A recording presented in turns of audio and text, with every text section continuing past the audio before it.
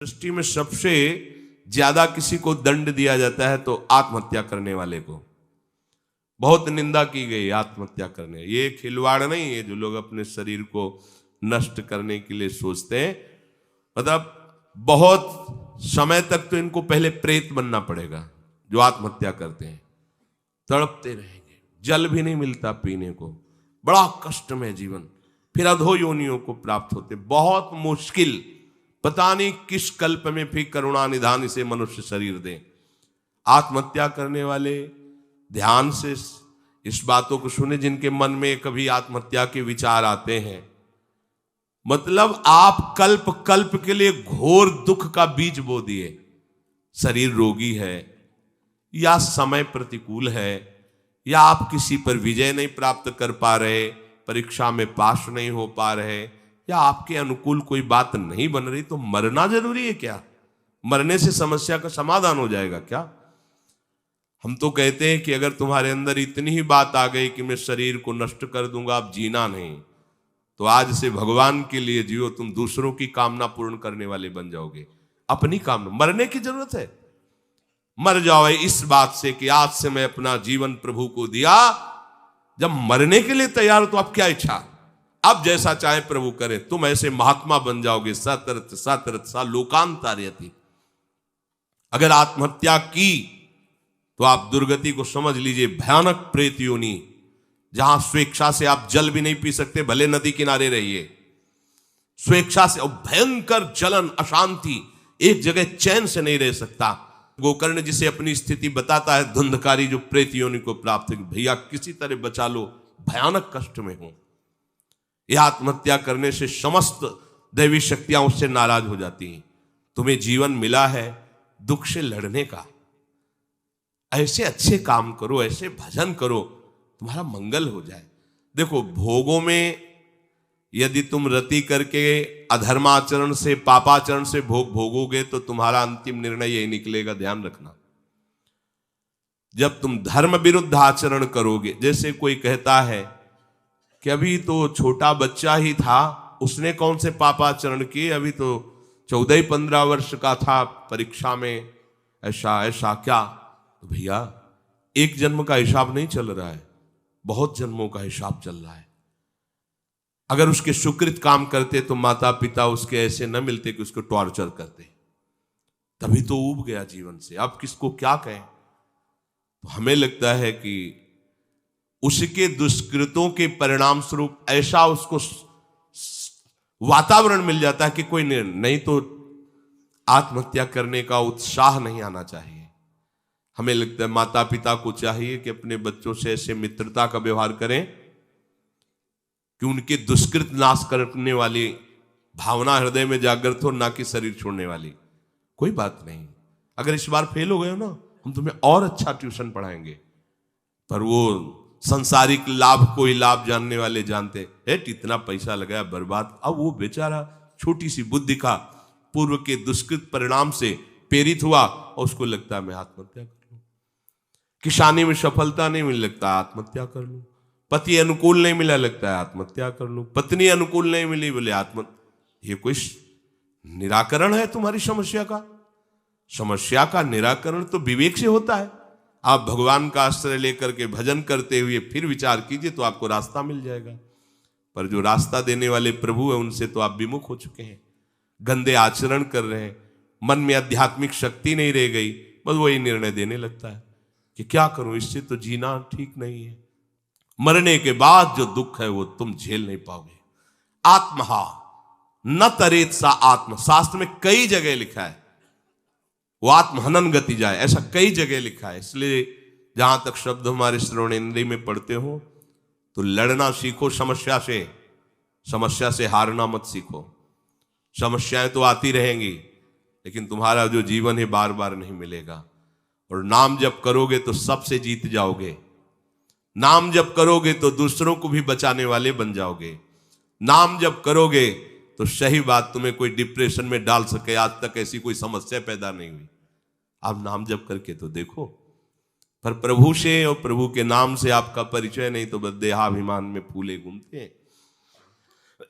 जहां उस देहाभिमान में ठेस लगी तो लगा देह को नष्ट कर। अरे देह को नष्ट करना कोई समस्या का समाधान थोड़ी। प्रभु कह रहे हैं कि मनुष्य शरीर नौका है, गुरुदेव खेवैया है और मैं अनुकूल वायु हूं, सुख पूर्वक भवसागर से तर जाओ। यदि ऐसा नहीं हुआ तो तुम आत्महा हो, तुम आत्महत्यारे हो। जब उपासक अगर ऐसा मान लेता है कि हम पूर्व जन्मों के पुण्यों के फल से इस संसार से मुक्त हो जाएंगे तो असंभव। पहले ध्यान, पुण्य एक छोटी वस्तु है, संसार भयावह समुद्र है। ये केवल भगवत कृपा से, गुरु कृपा से पार हुआ जाता है, पुण्य बलों से नहीं। आज तक कहीं ऐसे इतना बड़ा पुण्यात्मा महाराज नृग, पढ़ के देखो भागवत, होश उड़ जाएंगे। 100-200 गाय हो तो बहुत ठसक हो जाती है, लाखों लाखों गायों का रोज दान करने वाला, स्वर्ण से अभिषिक्त करके उनको सजा के, और क्या क्या नहीं दान करने वाला। गिरगिट बना पड़ा था द्वारिका के कुएं में, द्वारिकाधीश ने करुणा की अहेतुकी, हाथ जोड़कर खड़े हुए बताया मैंने ऐसा ऐसा पुण्य किया, ऐसा ऐसा किया। पुण्यों के बल से भगवत प्राप्ति नहीं होती। पाप और पुण्यों का फल तो तुम्हें सुख दुख के रूप में मिलेगा, भगवत प्राप्ति के रूप में नहीं। मनुष्य योनि, भगवत कृपा और नाम जप, इससे भगवत प्राप्ति होती है। बहुत बढ़िया कृपा है। जो आपके जीवन में आचरण हो रहे हैं वही अंतिम समय चिंतन में आएंगे। ये भूल जाओ कि अभी जवानी है तो हम खूब भोग मनमानी भोग ले, बुढ़ापे में भजन कर लेंगे। और ये जिन साधकों का लक्ष्य भगवत प्राप्ति नहीं है, तो चाहे जितना जो कुछ भी उनको अनुकूलता मिल जाए भगवान की तरफ से, वो कभी नहीं चल पाते हैं।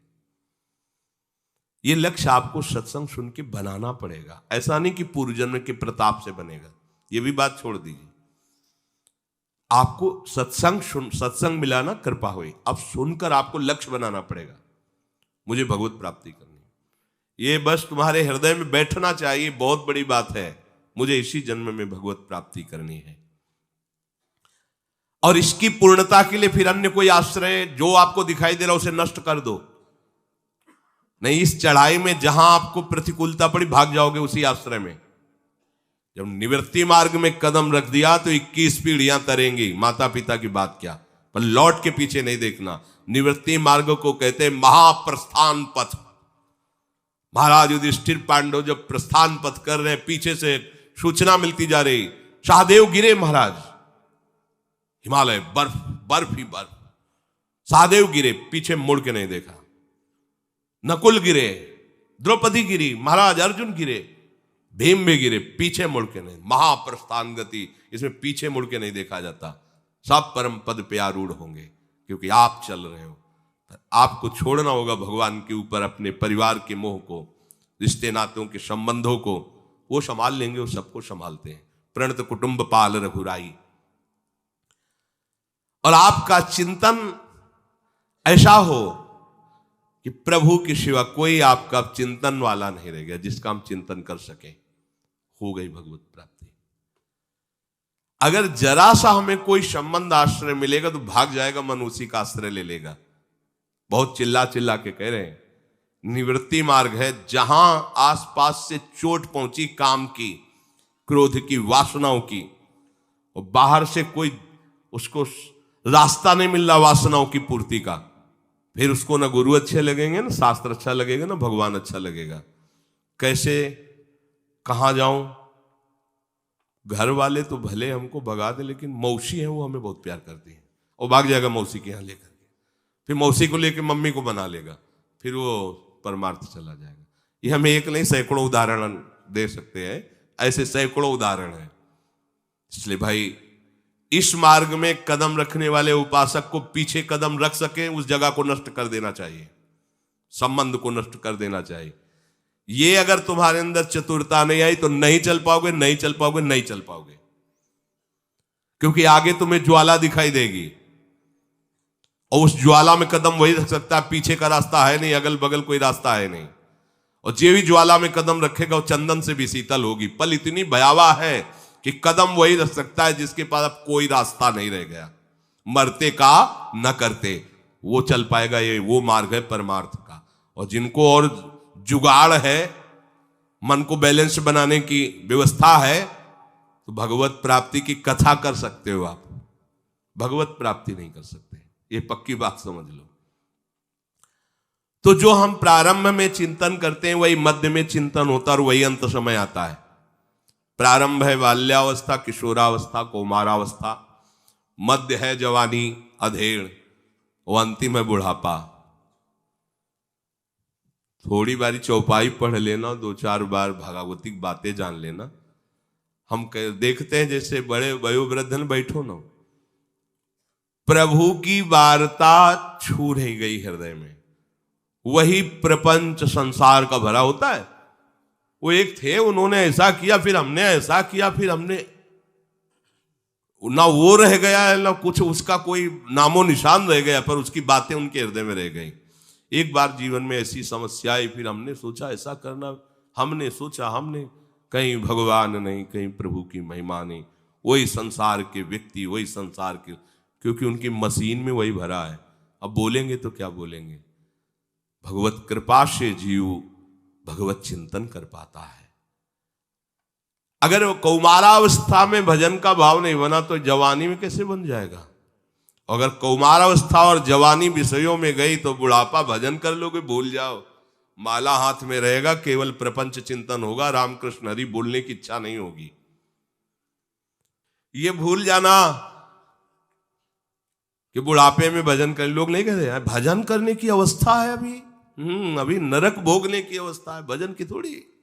सलाह देने वाले ऐसे, ये तिलक लगा, कंठी, कंठी तो विधवा बांधती हैं, सुहागवती कंठी। ये लो, श्री कृष्ण के नाम पे, अविनाशी दूल्हा के नाम पे कंठी बांधना निषेध। कंठी, कंठी का माथे पे तिलक, गले में कंठी, ये तो विधवा करते हैं, विधवा।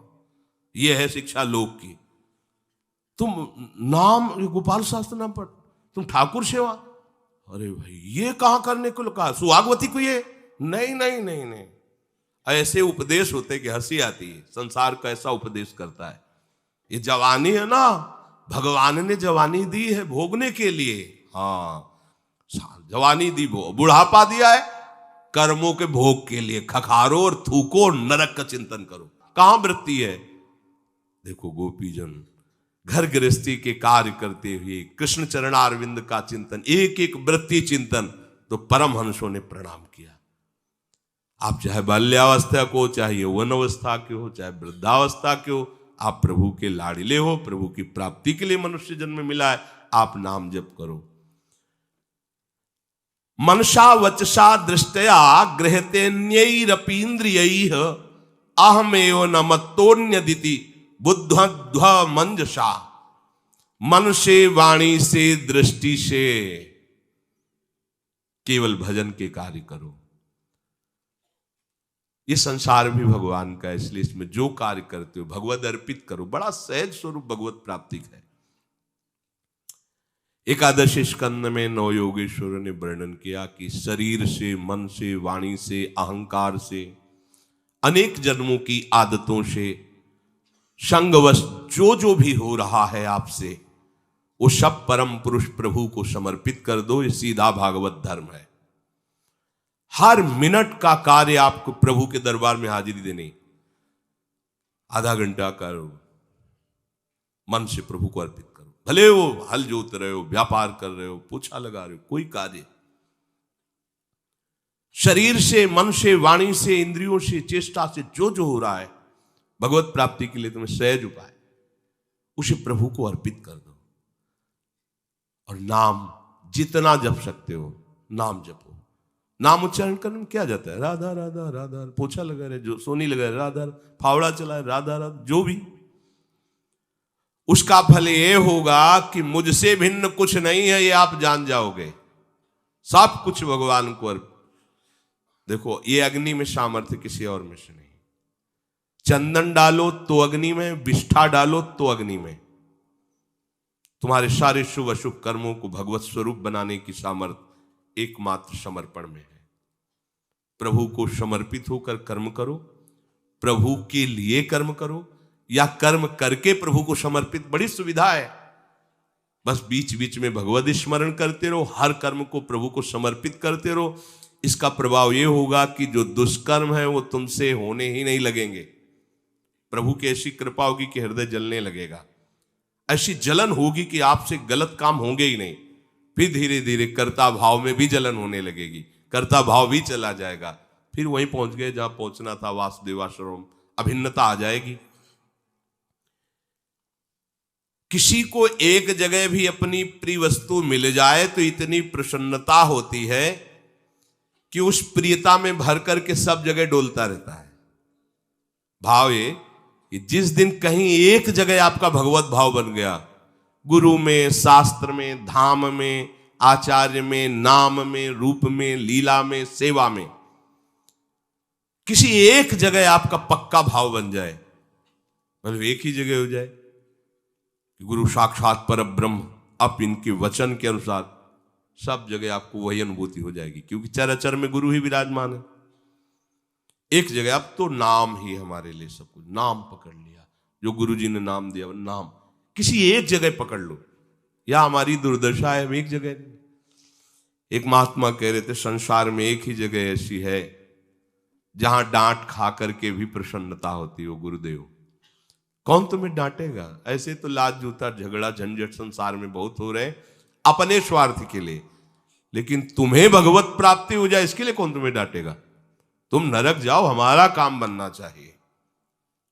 केवल एक ऐसे गुरुदेव वात्सल्य समुद्र है जो तुम्हें शासन में ले रहे हैं तुम्हारे मंगल के लिए, तुम्हारे कल्याण के लिए। पर अज्ञानी जीव समझ नहीं पाता है। जिसको सब जगह अपने प्यारे का दर्शन करना है तो पहले किसी एक जगह से प्रारंभ कर दो। अगर गृहस्थ में हो तो माता पिता से शुरू करो, मेरी मां मेरे लिए भगवान, बस निष्ठा में आ जाओ, कभी जवाब मत देना। जैसे हम भगवान के अष्टयाम सेवा करते हैं ऐसे आप अपनी मां की करने लगो। अगर भगवत साक्षात्कार ना हो जाए तो बताना। कहीं एक जगह मान लो, एक जगह मान लो फटाक से, कहीं एक जगह मान लो, एक जगह मान लो। सब जगह का मानी संख्या एक जो है वो आपको पूरा सवाल हल कर देगी। किसी एक जगह मान लो अपने प्रभु को, सब जगह है, कहीं एक जगह मान लो। गुरुदेव में, माता पिता में, शास्त्र में, नाम में, प्रभु के रूप में, प्रभु की लीला में, प्रभु की सेवा में, प्रभु के धाम में, एक जगह कोई एक। ये मानने का मतलब निष्ठा। देखो पुंडरीक जी महाराज माता पिता को भगवान मानकर सेवा कर, साक्षात मेरे भगवान। भगवान को चाहा नहीं मिलने के लिए, भगवान आके खड़े हो गए। दर्शन करो, कौन हो? भगवान है, जिनकी भावना से तुम माता पिता की सेवा कर रहे हो। तो थोड़ी सेवा रह गई, पूरा कर दे, फिर मुड़ेंगे आपकी तरफ। ऐसे एक ईंट उठाइए से भगवान ईंट में खड़े। आज भी विठ्ठल भगवान, वैसे विठ्ठल भगवान आज भी खड़े। माता पिता को भगवान माना तो साक्षात भगवान आ गए। कहीं एक जगह मान लो।